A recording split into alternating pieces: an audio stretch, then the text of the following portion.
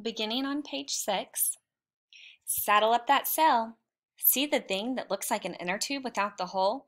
It's an erythrocyte, and it's one of the 3 cellular components or formed elements of blood. We'll meet the other components later. An erythrocyte is also known as a red blood cell, and it's your ride. This red blood cell is just one of millions found in a drop of blood. These cells carry oxygen. No, they don't carry it in a suitcase or a backpack. Instead, the oxygen attaches to a chemical called hemoglobin that's found in the red blood cells. With hemoglobin's help, blood can transport oxygen to all parts of the body, including cells and tissues, which need a constant supply of oxygen, O2, in order to work.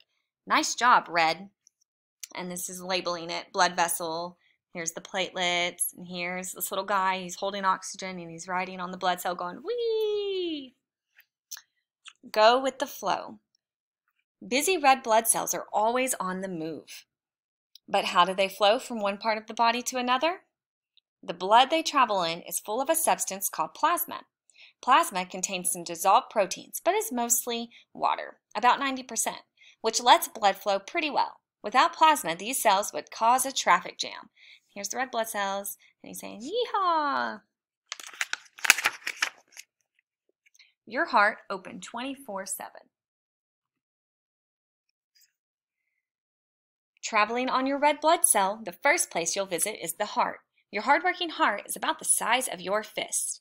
It's located in the chest a little towards the left side. It is enclosed in a special protective sac called the pericardium. The heart is strong and muscular and works day and night. In fact, it started beating about 8 months before you were born.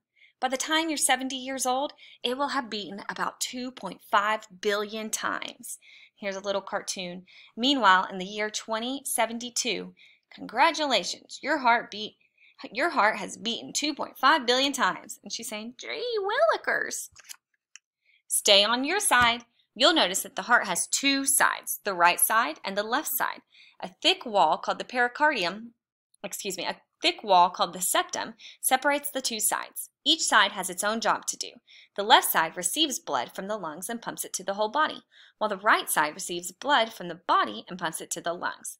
You might think of the heart as a divided highway. A divider separates the lanes, and cars must stay in their own lane. If not, there's trouble. Rooms with a view. The heart not only has 2 sides, it also has an upstairs and a downstairs. Each side has an upstairs room and a downstairs room, and each side's upstairs and downstairs are connected.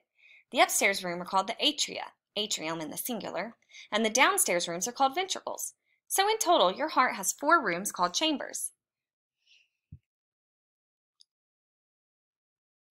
Unlike the rooms in your home, these rooms have no furniture. They're empty, leaving plenty of room for blood to flow through on a consistent basis.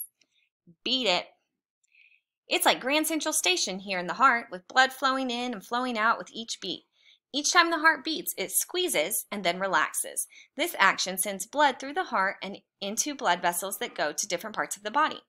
This left atrium is a nice place to visit, but don't get too comfortable here. You're moving down the left ventricle. Hold on to your cell. You're going to the left ventricle the hard way, through a hole in the floor.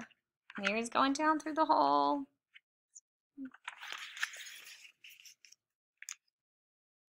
Shut the door. If you look up, you'll see that you just went through the mitral valve. That thump was the sound of the valve closing. Heart valves are one-way doors that keep blood flowing in the correct direction.